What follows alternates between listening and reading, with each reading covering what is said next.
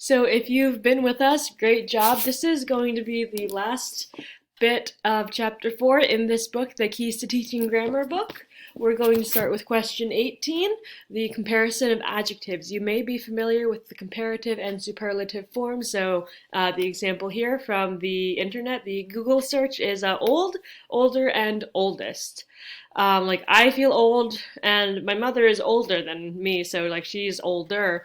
And my grandmother is the oldest, so the most old. So how do we know when to use the ER versus the more, like it's not more old, it is older. Why? Well, we're going to find out.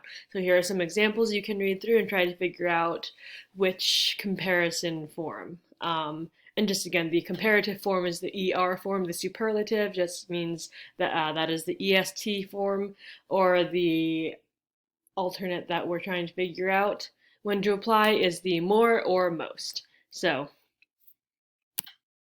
the general rule is that you add ER to all of the one-syllable adjectives, and then with exceptions we'll go over at the bottom. For two-syllable adjectives, you change it to more. So more rapid. The exception is when something ends in Y, you change the spelling to an I, change the Y to an I, and you add the ER. So lazy becomes lazier, hasty becomes hastier, like you like to rush. Rapid just becomes more rapid because you see it does not end in a Y. For all other adjectives, just use more before the adjective. So like more expensive, it's multiple syllables, more expressive, more coherent, so more beautiful from our examples in the previous slide. Notable exceptions are right and wrong, which become more right and more wrong. This is a separate exception than the irregular forms for good and bad, so like good, better, best, bad, worse, worst. The same rule applies with the syllables and the Y with the EST and most. So like laziest, most rapid. So that is an overview of the comparative and superlative forms. Moving on to question 19. This is asking about do versus make. In a lot of languages, these verbs are used. Okay, in a lot of languages, the expressions where we use these verbs use just one same verb. So I do the dishes versus I make the bed. Can I switch these verbs? They seem the same in meaning to me. So the answer is no. It changes the connotation, the implication, the details of what you mean.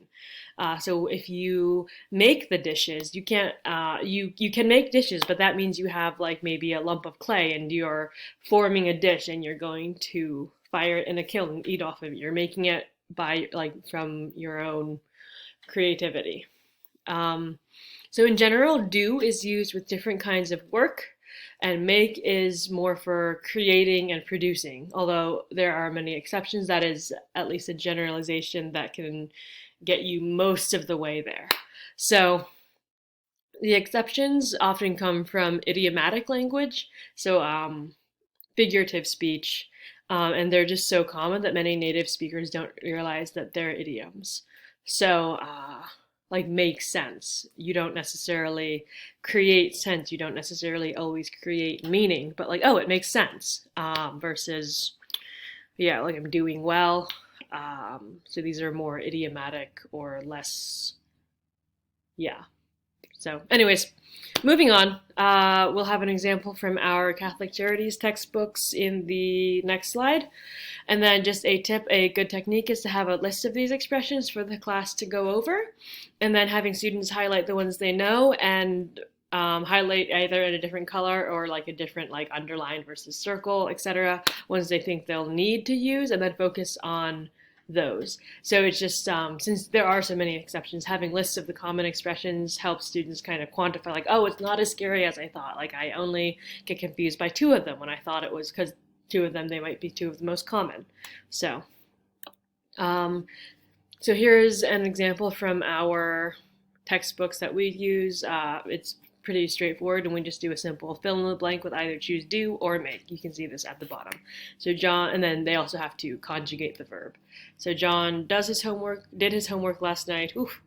or John made his homework last night. So my gut would say John did his homework, but you could stretch it and say John made his homework if his homework was to like make a diorama or which is a like a model. If he made a toy to present for homework. So anyways, so you can stretch the meanings, but what they're usually asking for is the most common, what makes the most sense, the path of least resistance.